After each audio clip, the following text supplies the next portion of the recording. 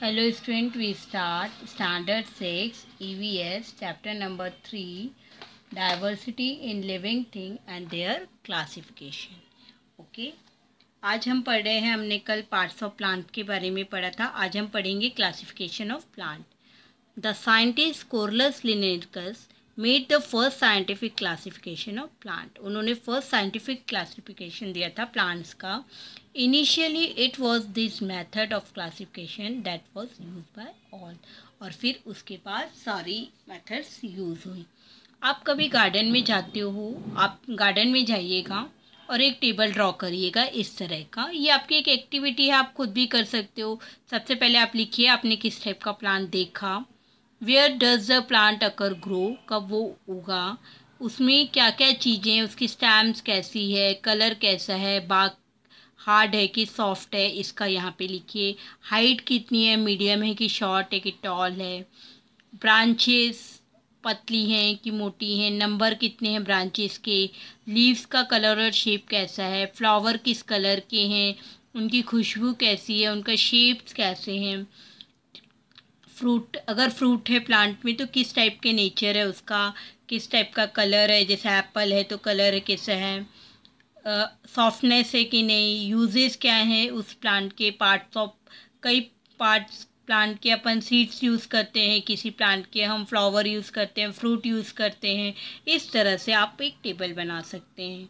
Okay, अब main important चीज़ है हमारी क्लासिफिकेशन ऑफ प्लांट।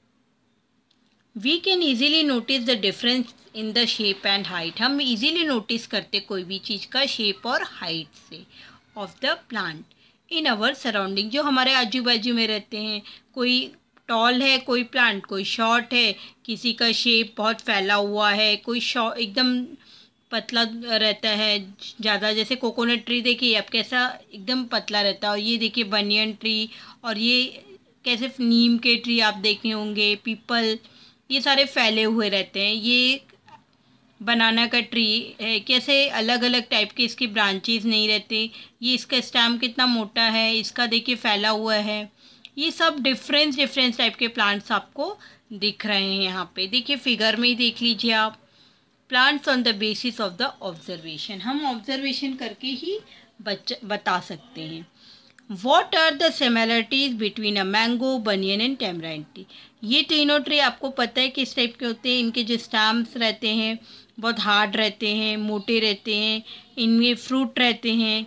ओके, और फ्रूट्स भी रहते हैं आपके मैंगो ट्री में, बनियन ट्री में की जो लीव्स हैं वो इस तरह से फैली हुई रहती हैं।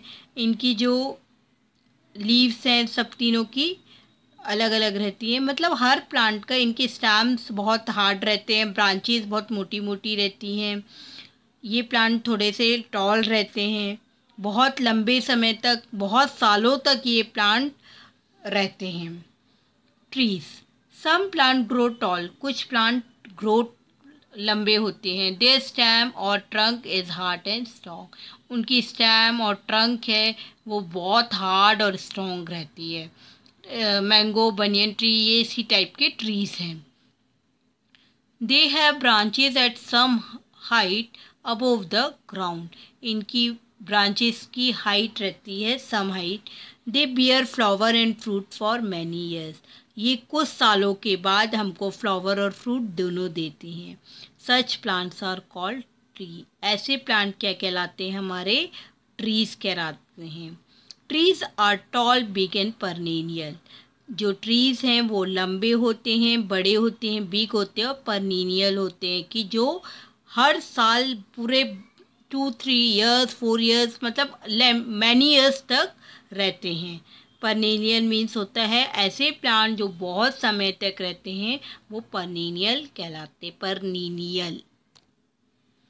What are the similarity between the hibiscus, oleander and lantana plant. ये कनेर का प्लांट रहता है, हिबिस्कस का तो आपको पता ही है। ये कैसे रहते हैं, ये फैले हुए रहते हैं, इनकी जो स्टैम्स रहती हैं बहुत ज़्यादा थिक नहीं रहती हैं, एकदम बारीक स्टैम्स रहती हैं, और ये पूरे इस तरह से फैले हुए रहते हैं। शब, ऐसे प्लांट क्या कहलाते हैं हमारे, shrub. Some plant grow close to the ground, ये ग्राउंड के बहुत बाजू में रहते हैं। They give out branches very close to the ground, they are shorter and smaller than tree. ये ट्री से बहुत ज़्यादा छोटे होते, स्मॉलर होते हैं, और इनकी जो ब्रांचेस हैं वो ग्राउंड से बहुत क्लोज रहती हैं।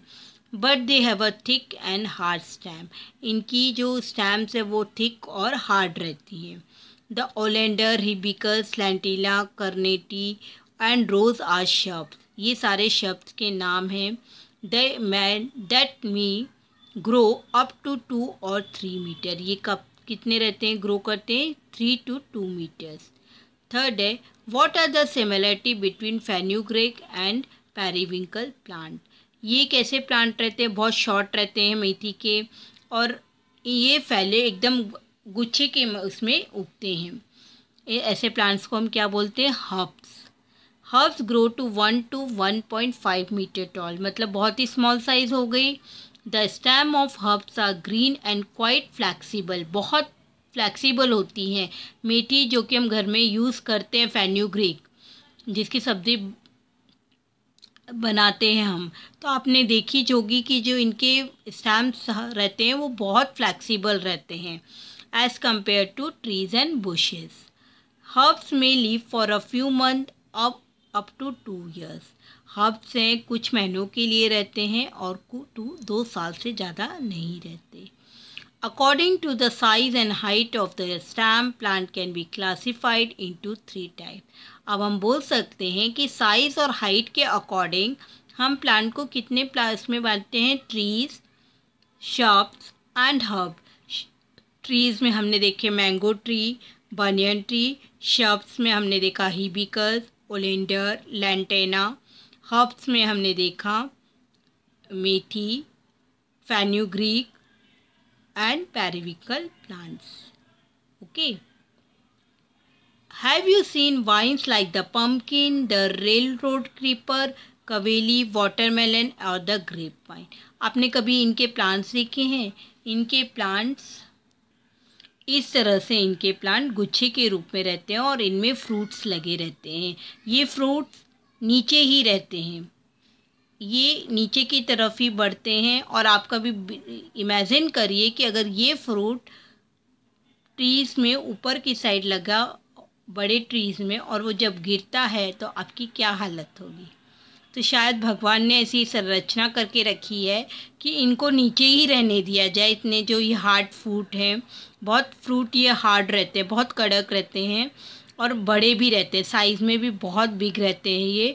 तो इनको भगवान ने ऐसी हमारी संरचना बना दी कि इनको ज़मीन पे ही रहने दिया जाए, जिससे किसी को हार्म ना करे।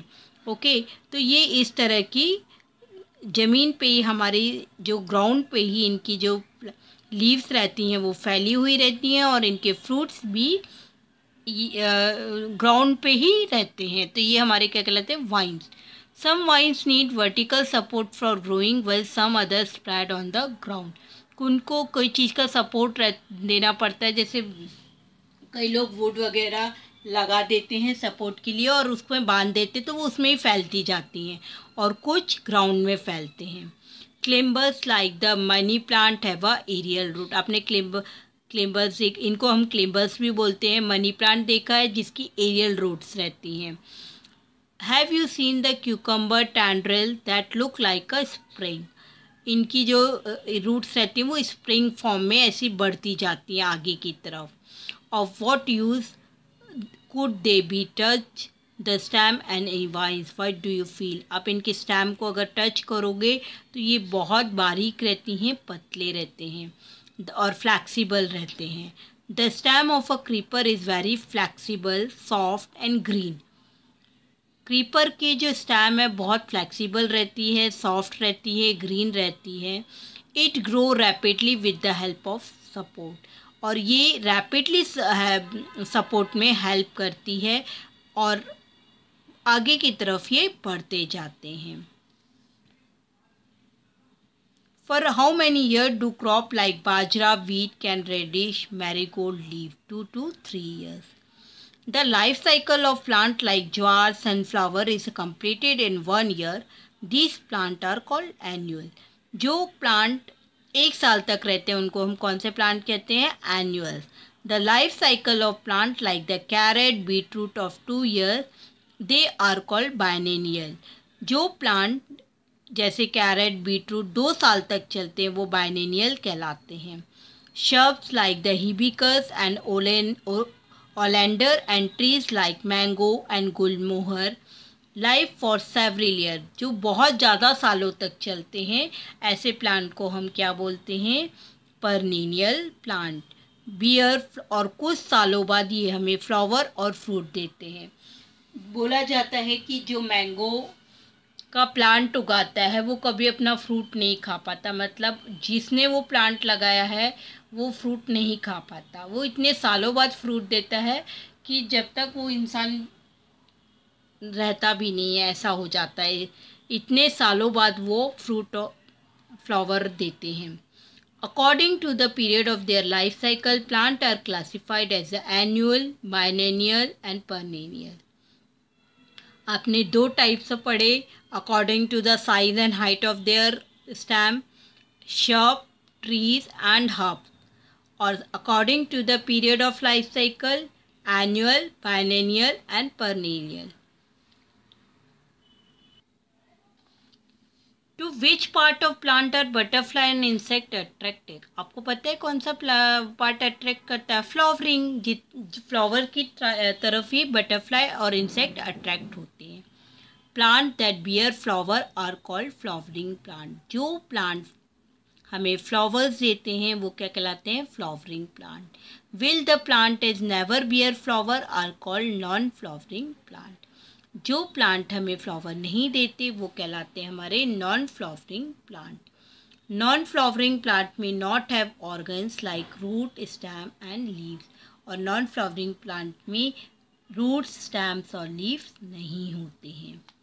Okay, do you know the world is largest lower flower is found in Indonesia? सबसे बड़ा जो फ्लावर है वो इंडोनेशिया में पाया जाता है। The diameter of the flower of the plant Rafflesia arnoldii is about 1 metre. 1 metre के उसमें रहता है ये। The world is the smallest flower of the plant called Wolffia और अ डकवुड। ये 2 प्लांट बहुत स्मॉल होते हैं। इनका डायमीटर कितना होता है?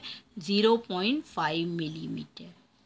Okay, use your brain power. What type of plant are toadstool and a mushroom? Toadstool that means poisoner. ये नॉन फ्लावरिंग प्लांट है और ये कहाँ पे होते हैं? डेजर्ट्स में पाए जाते हैं। What type of plant is the fig? Fig का प्लांट अपने शब के जैसा रहता है ये। Do ferns, algae, money plant bear flower? No, ये कुछ भी फ्लावर नहीं देते हैं। Can you where does the pomegranate shrub grow? Land. Where does the lotus grow? Water. Where do blush roses the rail road creeper go? Near railway routes and aquatic plant है ये। Where does the dodder plant grow? Tropical area में। We see different plants growing in different places around us. Plants can be classified according to their habitat or the place where they go. Land, water, marshy area, desert and even a big tree or the various habitat of plant. ये देखिए जैसे lotus है और ये कुछ plant हैं जो water में उगते हैं। डेजर्ट्स में हमने पढ़ा कैक्टस और ये सब डेजर्ट्स में उगते हैं। लैंड के लिए जैसे पोमोग्रेनेट प्लांट है वो लैंड में होता है। Why does the water hyacinth float on water? Water hyacinth क्यों फ्लोट करता है वाटर में? क्योंकि जो इनकी ये लीव्स रहती हैं ये बहुत ज़्यादा लाइट वेटेड रहती हैं जिनके कारण ये वाटर में फ्लोट करते हैं। Why is the stem of the cactus fleshy? Fleshy होने के कारण क्योंकि जो इनका फूड है वो स्टार्च के रूप में कैक्टस में रहता है। What different criteria are use to classify plant? कितने क्राइटेरिया हम अलग अलग यूज़ कर रहे हैं? According to the habitat, according to the height and size and according to the years, कि कितने साल तक वो रहते हैं, उस हिसाब से हमने क्लासीफाई किया है प्लांट्स को। नेक्स्ट आज का लेक्चर हम यहीं ख़त्म करते हैं। नेक्स्ट लेक्चर हमारा होगा diversity and classification and animal. Thank you.